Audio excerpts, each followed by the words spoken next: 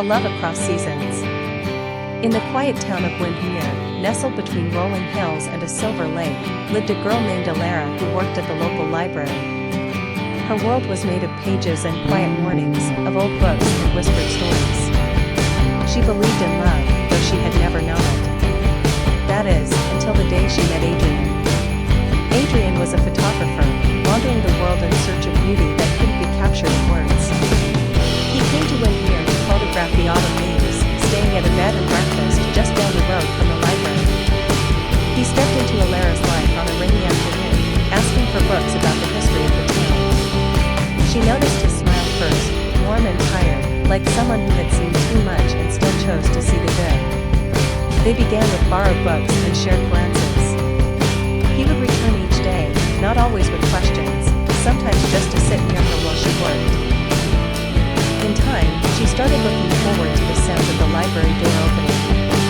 They spoke of little things at first, the weather, the books, the odd quirks of the town. But soon, they shared stories of childhood, dreams left behind, and fears that lingered like shadows. Autumn melted into winter, and with the first snowfall, Adrian asked her to join him for a walk by the lake.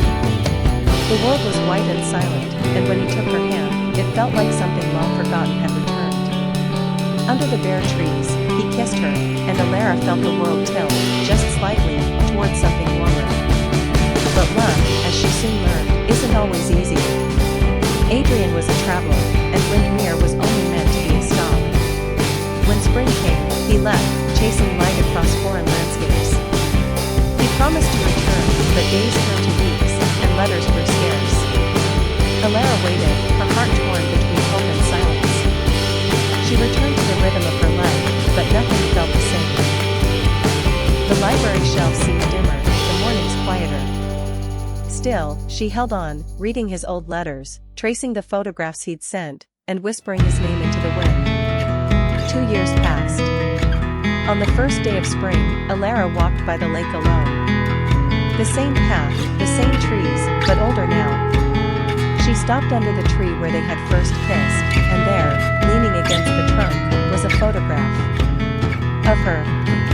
She turned, and Adrian was standing there. "I never stopped seeing you," he said. "Even in places you've never been, you were always with me. But I forgot that love isn't just meant to be remembered, it's meant to be lived." Tears welled in her eyes as she stepped into his arms. And so, their love began again, not in the rush of new beginnings, but in the quiet return of something real.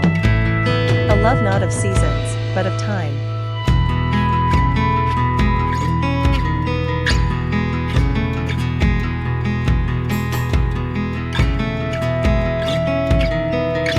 Whispers of the Wind.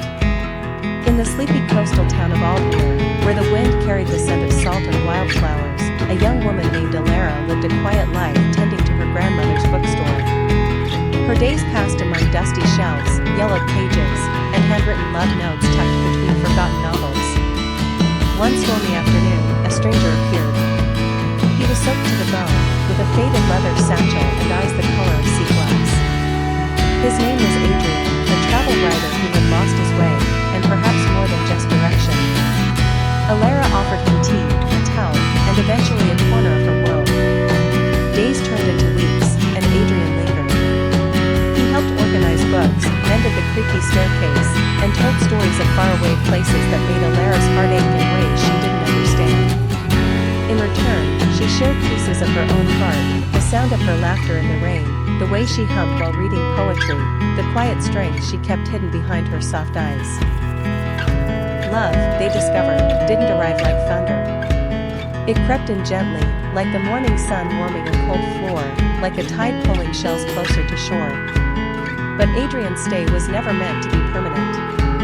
His editor called. A plane ticket waited. He promised he'd return before the first frost. Alara waited through autumn's golden fade into winter. Letters arrived, but Adrian did not. Snow blanketed Aldmere, and so did silence. Months passed. Seasons changed. Then, one spring morning, as cherry blossoms danced in the breeze, Adrian stood once more at the bookstore door. His satchel was heavier, filled with pages, his newest book, a story not of distant cities or exotic cultures, but of her. Of Aldmere. Of love that bloomed quietly but rooted deeply. I never stopped writing, he said, voice trembling. But everything I wrote led me back to you. Alara didn't speak. She simply took his hand, and for the first time in a long while, the wind felt like it was carrying them both home.